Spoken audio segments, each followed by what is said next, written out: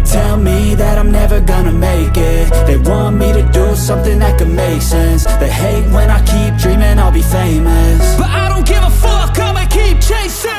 I got all this potential that's deep inside of me, but they hate when you're successful cause they try to be. They sit there being judgmental because you're trying things, and they just want you to settle and do the right thing. So get a good job, don't slack off. Wake up every morning, make a good impression on your boss. Don't do anything that I wouldn't do, and when you're making money, make sure you don't spend it too soon.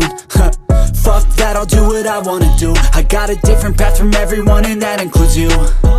Who are you to tell me how to live life? In these times it feels like nobody is right, yeah. So I'ma figure out what else we succeed, and then invest all of my time into that and proceed. I need whatever the hell could make me happy, and I don't think you have a clue what could that be. They tell me that I'm never gonna make it. They want me to do something that could make sense. They hate when I keep dreaming I'll be famous, but I don't give a fuck, I'ma keep chasing.